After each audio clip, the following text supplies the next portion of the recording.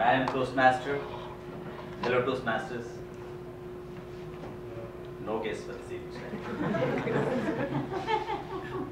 The topic I am going to discuss today is about the introspection. Are you all happy this evening? Yes. Yes. Great. Let's give a big clap to all of us. Introspection is a topic deals with the mind and the heart.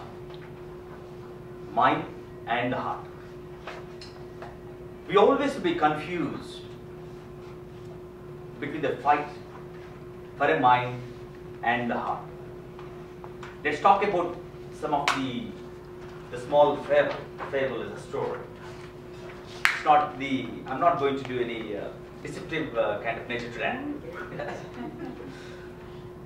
A student who is appearing for his examinations, he is having an academic mind, and he is focused that he wants to prepare for the examination well and get a good scores in the examination and be successful in life. That's what we always teach our kids. And as most of here, I'm sure some of our Toastmasters are still pursuing some master degrees here. In this case number 1, he got an exam tomorrow. Today evening, he wants to go for a movie, The Dark in the Night, or a new movie, whatever the new movie is called. He wants to go to the picture, the movie. But the mind says that, please, don't go, you have an examination tomorrow. But the heart says, that's okay man, take it easy. Just take it easy. Just go there, watch the movie, have fun, go with your friends, come back. You can still study and you can appear for the exam tomorrow. Heart take hold of the mind here, and he went to the movie, then the latest movie, The Dark in the Night. He watched the movie and came back. What's his job to do right now? He promised the mind that he is going to come back and study again. Is it true? That's what his commitment, right? Before he started going for the movie, that's what the commitment to the mind that will come back and read again. It's almost like 10 in the night, 10:30 in the night. All the lights were off. Feels dizzy because the body doesn't know, right? That he needs to study. There is some effort that he went to the movie and come back. The mind is saying that you promised me that after watching the movie you are going to study now, but you're not doing. Again the heart comes in picture. It's do a very dirty game now. So we take it easy, man. Take very easy. You can wake up in the morning. Why don't you put some alarm clock at 4 o'clock? That's what the heart says. That's okay, I believe you. The mind said, okay, I will see in the morning at 4 a.m. In the morning, 4 o'clock. The machine doesn't understand the language because he kept an alarm at 4 a.m. Central Time.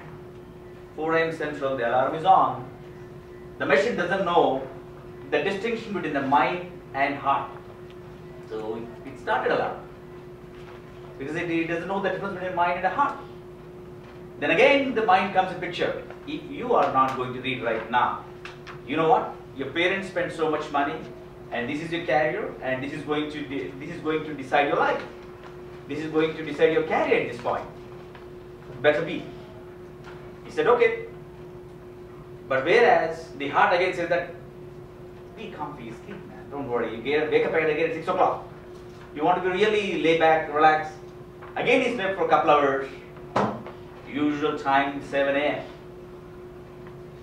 What happened? The heart over the mind. This is what exactly happening in everybody's life. If you take about the statistics, the whole of 90% of the human population. I will also use even a Sanskrit word. Sanskrit word is a very ancient language in the whole of the world. It says it's a state not so much joy or not so much sorrow. It's in the between line. A very, very soft line tells about If somebody knows Sanskrit or some kind of language, it's called the sthiti prajna. That is what the kind of the mind we need. I will also tell you one more small anecdote, a story. A person who goes to a store like Macy's, I want to buy a shoe. The very first question the salesperson asked me, like, what number? That's what they ask you, right? I went for a physical need to buy my shoe. The moment I enter in, the salesperson asks you, like, he will show you like so many varieties of the shoe brands. Immediately the heart comes in. He tells you, like, okay, Mary is having this shoe, and Yaslo is having this one, Rodney is having this one, Marvel is having this much. It all comes and plays the dirty game again. For your physical need, you can just go back. If a person is there, if he can differentiate the mind and the heart, he just goes right and he purchases for his physical need and come back. So I would like to conclude that if we know that whether it is a physical need or a mental need, if we can analyze and evaluate, that's it. You are there. Thank you. This is the way one needs to do an introspection.